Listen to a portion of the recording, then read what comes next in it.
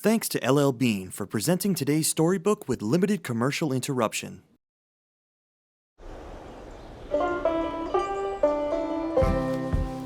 How's your mind? All my life, changing every day, in every possible way.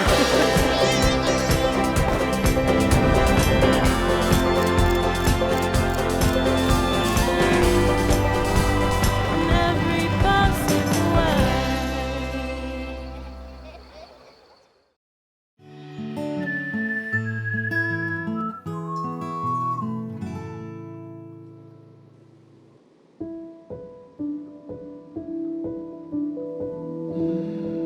To put in perspective, we cultivate about a dozen different varieties of mushrooms.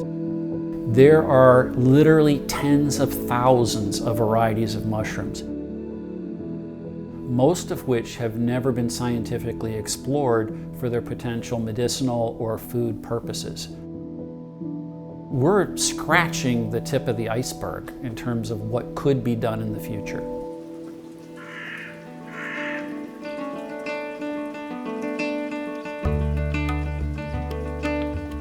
The idea of starting up a mushroom farm with my brother and my father kind of started as a senior thesis project. Started looking into sustainable products, and mushrooms are an incredibly sustainable product in the sense that they use agricultural byproducts to create a delicious food for us to consume. We pitched this idea to our father on his 50th birthday at the time. We also got him a pair of LL Bean slippers, so it wasn't all work. Expensive slippers. As we looked at this, we said, hey, this is really an interesting market, potentially. All of us in the family have special food needs, and so one of the things that we all have in common is that we liked mushrooms, and mushrooms fit all of our diets. And so it hit us at a personal level. We looked at it and said, well, let's give this a try. So we pitched our idea to Hannaford and Whole Foods before we even had our facility. And they said, yes, absolutely, they'd be interested in local organic mushrooms. Then my brother, Robert, found this beautiful dairy barn right here in Springvale, Maine. And we began researching and developing, and here we are today, with selling mushrooms as far south as Delaware every week. Our farm here is about 12 acres of land and the two big barns that we work inside of. We're really lucky that the Carpenter family, who's been farming this land since about 1700, has worked with us to protect this special place to be forever in agriculture.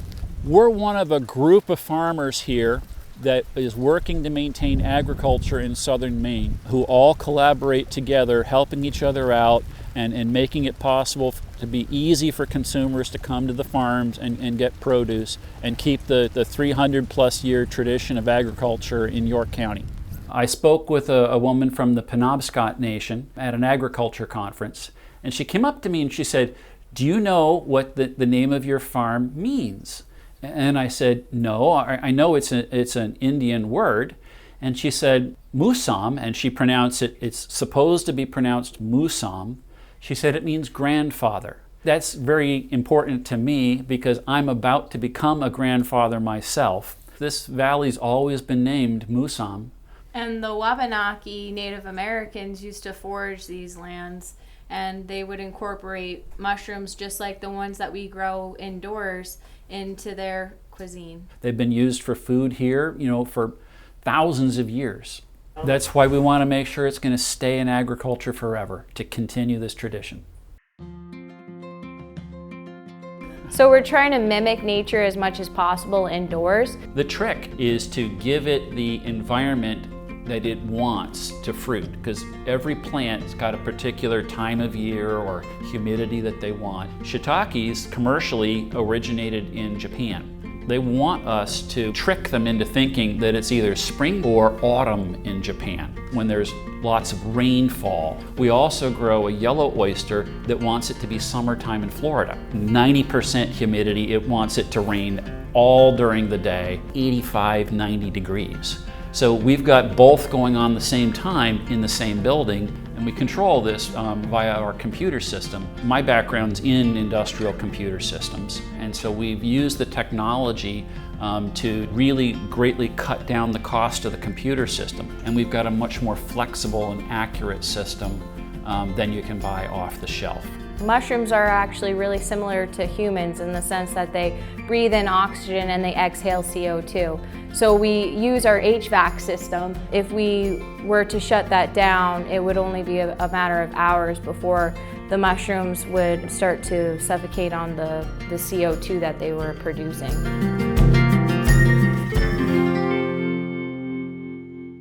So these are shiitake logs.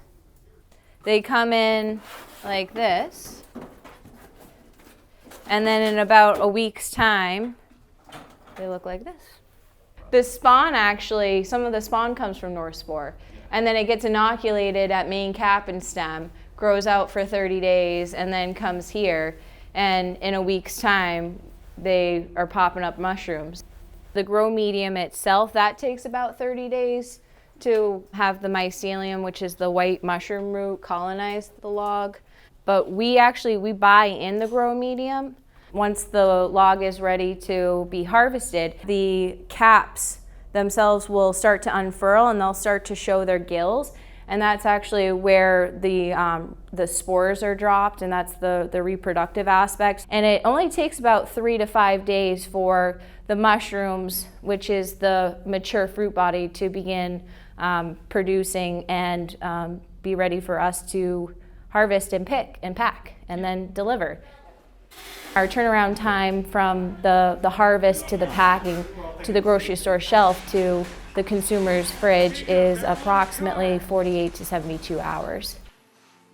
We grow primarily specialty mushrooms, but the majority, I'd say about 90% of our production is shiitake. They've been around for thousands of years, and they have great medicinal properties, nutritional value, but also they're a great hardy mushroom. But the major reason is that they're delicious. I like to saute them in butter with a few herbs and a little white wine. I like my mushrooms juicy and fresh, so I cook them for a very short period of time. Other people like to cook them longer, like Emily. I like my mushrooms crispy, so I cook them a little bit longer and a little bit higher of a heat. But again, that butter or oil in the pan, it really adds to the flavor. COVID was a challenge in the beginning. We did see our restaurant sales decrease and our bulk grocery orders decrease. But at the same time, we saw our packaged grocery sales increase as more folks were staying home and focused on cooking family comfort foods. For me, the thing about this is I love working with Emily. I love working with all the people here in the farm. We've got people who started with us in 2013 who are still here today. They're like family, okay? And so for me, I love mushrooms, but what I love the most is working with the people here and building something that's gonna be here long after I'm gone. That's what I love. And to me, the mushrooms are just a fantastic product that I believe in. And because I care about food, I love cooking, but for me, it's the people. And not only just our mushroom family and our team, but also our community. Feeding our community, that's really what gives me purpose to keep going and to be just as excited from day one to 10 years into it.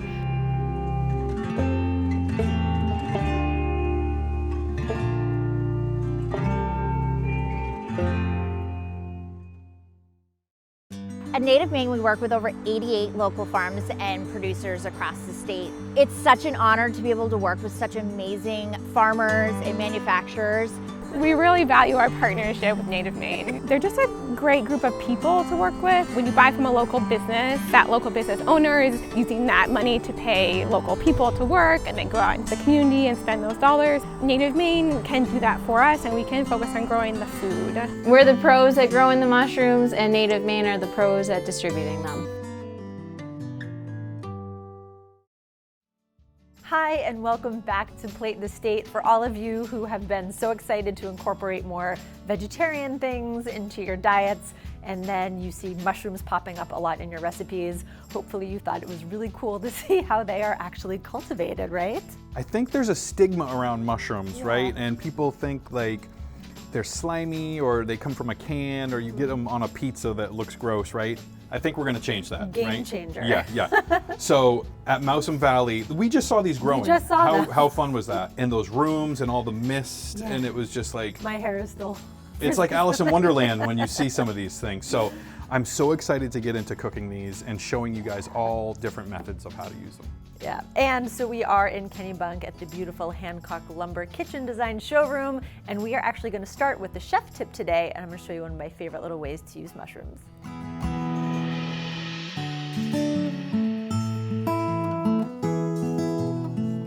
Look at these mushrooms. I'm gonna quickly go through some of these so we can start cooking. But these are shiitake mushrooms right here, the big kind of caps that they have on them. You have to rip off the stem. The stem's a little tough and fibrous. It's great for mushroom stock, or you can put it in your chicken stock or beef stock. But they're super tender, right? They cook up really good like a steak. Once you caramelize a shiitake mushroom, it'll change everything of how you think of mushrooms. Next up here, we have some beautiful oyster mushrooms. And these are perfect. I love pulling these apart just like this, and even just tearing them a little bit and cooking them in shreds. Maggie's gonna show us what she did with these. These are a great mushroom, probably my favorite. These are called lion's mane mushrooms, and they're soft, right? Just like a lion's mane. And when you take them apart, you can see how they're very porous and airy. I like to slice these into wedges, cook them kind of like you'd make piccata, like chicken piccata, dip them in a little egg batter and hard sear them. Delicious, delicious mushroom. These ones were some of my favorites when I used to cook in the restaurant.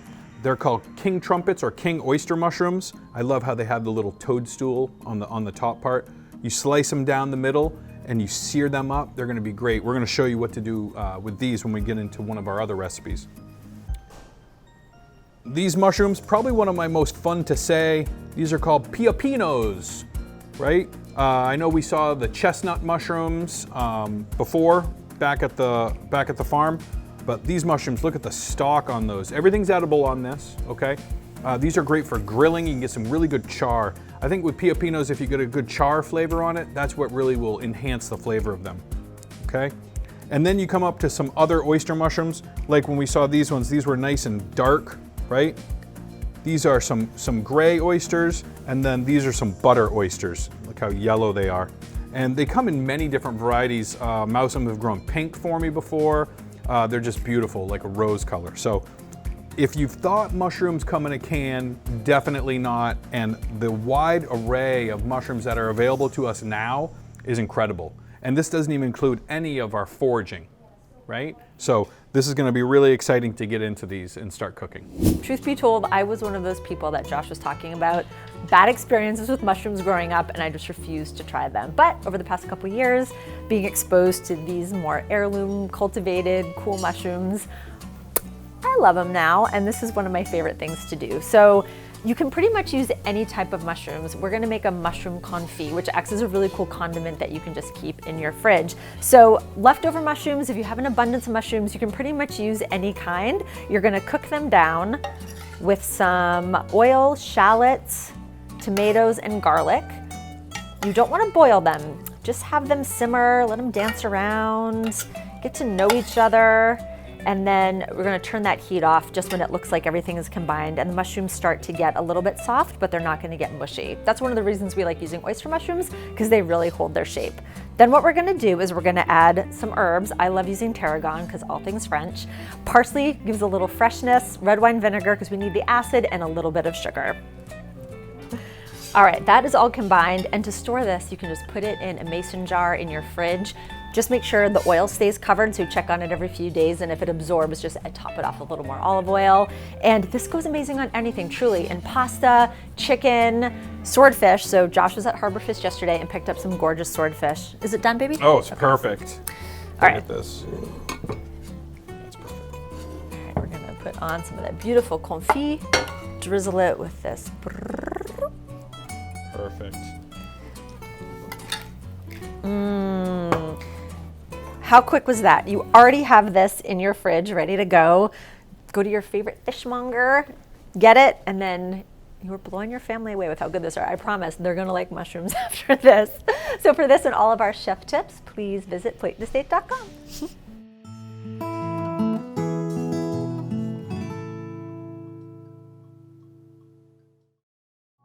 We've been working with Brown Trading for 8 years. They're one of the largest importers of caviar in the country, and we're so lucky to have them right across the street. Caviar used to be kind of like this only for rich people type thing, and I mean, it's really not.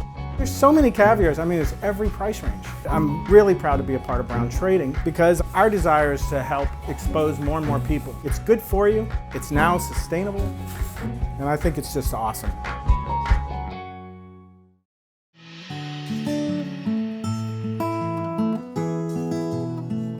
Welcome to Plate the State, and today's featured recipe, we are making mushroom risotto. And as we've already mentioned, a lot of people have had bad experiences with mushrooms, and I think the same is true for risotto. A lot of times you're in a restaurant, it's been sitting around for a couple hours in the kitchen. So Josh's mission right now is to get everyone to like risotto and show you how it's meant to be cooked and eaten, which is in one fell swoop. So let's go see what he's doing. All right, Josh, make us love risotto. All right. Did you want those? Yeah, so I just wanted to explain, so all this dried medley of mushrooms, some of them we dried ourselves and we got some other ones from the market. They're great to utilize in a stock. So in this stock right here, I have mushroom stems, I have herb stems, a little bit of onions, some garlic in there, and then we put some of these dried mushrooms. It gives that umami flavor, really intense flavor, but still staying vegetarian. So we're talking about risotto right now. So in here, I have a little bit of onions and some garlic. Now it's on a medium heat. I don't want to brown the onions or garlic because it can get bitter, okay? So we just want to sweat these down just so they're nice and tender, okay? Now I'm gonna add the rice. This is arborio rice, and it's a short grain rice. So I'm gonna add that in all at once. Now, what I'm gonna do is I'm gonna move that rice around with the onions, the garlic, and a little bit of the oil that was in there. We want the rice to come up to temperature. If we were to add like a cold broth right here, it might be, the rice might burst, and that would make our risotto kind of broken and mealy. So I feel like one of the reasons people are intimidated by risotto is that they feel like they're over the stove and stirring for an hour. Well, I don't think so. I think it can be coming back and forth to it. You want to give the rice its time to make its own sauce, but the more you stir it, the more you're helping it release that starch, and that's what's giving that creamy risotto. So why don't you just slowly stir. Okay. Now, I have the hot broth right here, that hot mushroom broth. Now I'm going to add some of that to here. Okay, yep, and you just stir it in. I want to add enough stock to cover the rice. So what we're going to do is we're going to cook this until all the stock that we just took is absorbed by the rice. Then we'll add a little bit more, okay? So we're going to cook this until it's al dente, which means to the tooth. Same way you cook pasta, right? So as you can tell, you stirring and the heat has absorbed that up, right? But the rice isn't cooked yet. So we're going to add a little bit more. And we're going to continue this process until we get the nice bite tenderness of that rice.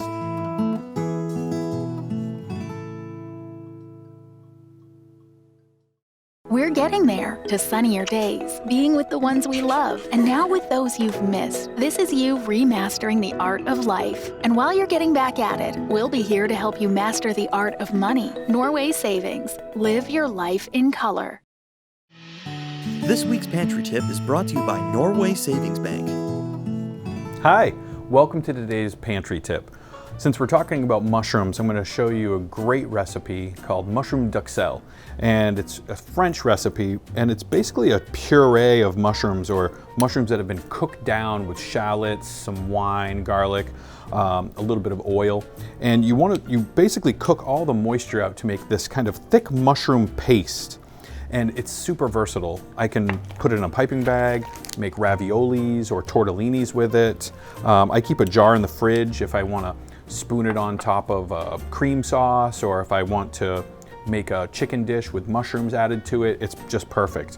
What I've recently been doing is actually putting in ice cube trays and then freezing it, and then I can just pop it out when I need to, and it's a great way to preserve either mushrooms you foraged over the summer or just some that you might have cultivated or bought at the store and you just want to extend their shelf life. I'm going to show you how to make a wonderful pork medallion dish with some barbecued local Mousam Valley mushrooms and some of this duxelle sauce. All right, so hop on over and I'll show you how to do it. So I have these pork tenderloin medallions. Then I added these beautiful oyster mushrooms. Now we're going to add some of our duxelle. We're going to let that kind of melt in. Thanks for watching today's pantry tip. For this recipe and all of our recipes, visit our website. Thanks so much.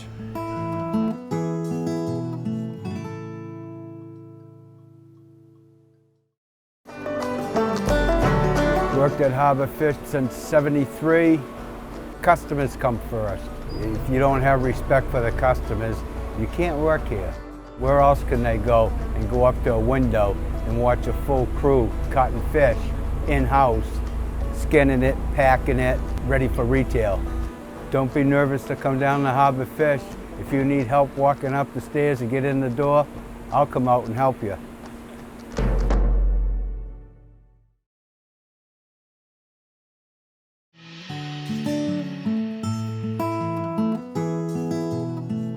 All right, we've been stirring for a while now. Yeah, I think it's starting to... You're right, it's getting perfect. Why don't you hand me that butter? I'm gonna add a little bit of butter in. Now, once we add the butter into this, it's not gonna absorb any more stock, okay? Risotto used to be a peasant dish. It originated in Luzerne, and it was a great way to feed a lot of people because you just needed rice and water, really. We've added a lot of ingredients over the time and make it very luscious and very delicious. So we're gonna add a little bit of butter. Okay, so go ahead and stir that in. And remember that all of our recipes and the step-by-step directions are all on platetostate.com. All right, hand me the Parmesan. Okay. So we're using grated Parmesan cheese, okay? Be careful, some Parmesan grated parms have cornstarch they add to it, so this is just Parmesan that I grated ourselves. We're gonna add a couple spoons of that, all right? Oh, that's looking good now. Creamy. Yeah. Right? And speaking of cream, why don't you hand me that heavy cream right there? This is a little bit of local heavy cream. I'm just gonna drizzle it in. Not too much, not too much. Perfect. This is looking delicious. Now it's looking like the risotto that you should get, okay? Now we can adjust the consistency by adding maybe a little bit more stock. Go ahead, stir that in. Maggie, you are a risotto master now. This is so perfect. Let's go plate this up. Okay. Oh, you made this perfectly. Have a good teacher. So, what I always used to tell my chefs is, when you plate risotto, it should always run for like 2 seconds and then stop. Here's your test. Right? If it's too thick, or something that you could get out of an ice cream scoop, that's not risotto. I don't know what that is, but that's not risotto. I think that's why most people don't like risotto. So what I like to do is take the risotto, put it on a plate, and then give it the shake. Okay? See that rice? You can see each little grain of rice. We're gonna set that down right here. Now I have some mushrooms that we just sauteed up, a bunch of those different mushrooms. We're gonna plate those up on here. This looks like a beautiful winter filling treat.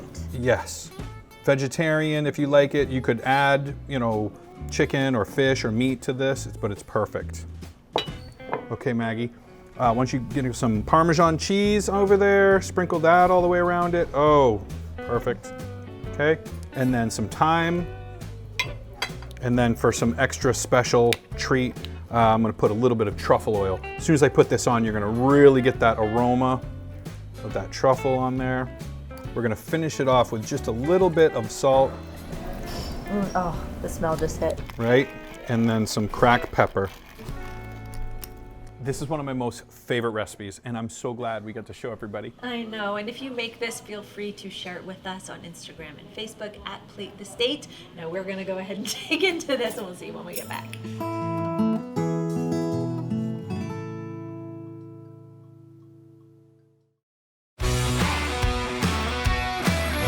What are you dreaming about?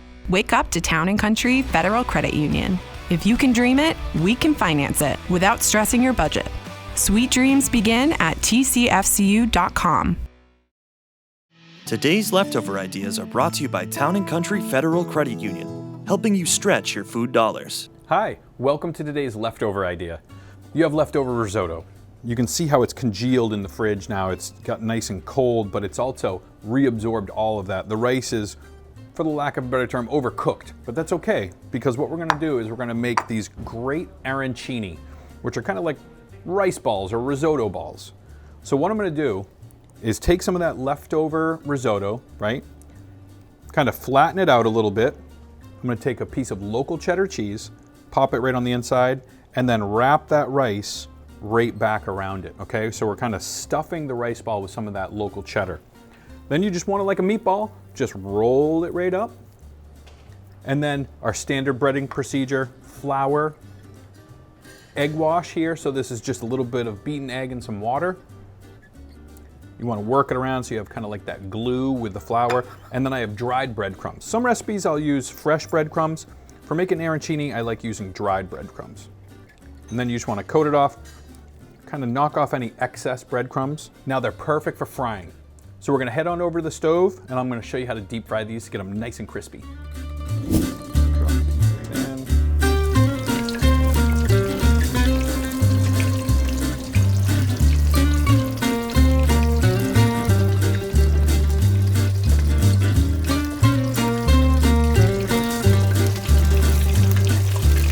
Okay, our arancini are nice and golden brown, really crunchy on the outside.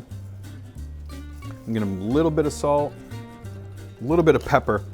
It's always important to season any fried items as soon as they come out so that salt will help stick to it and that pepper will stick to it. And then I'm just gonna kind of put them on this plate right here.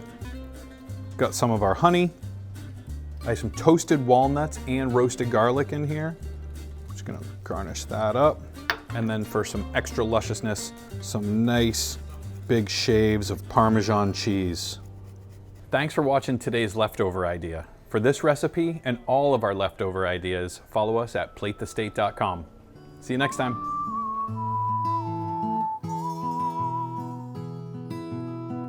Hello, sunshine, won't you come in? It's been so long since I've seen that smile. Oh, and I'd be grateful if you would walk. I just wanted to tell you something. What? How are you on mushrooms the same? I'm a fun guy. Mousam is actually, it's a heritage. Oh yeah, what does it say? I mean, I'm going back over.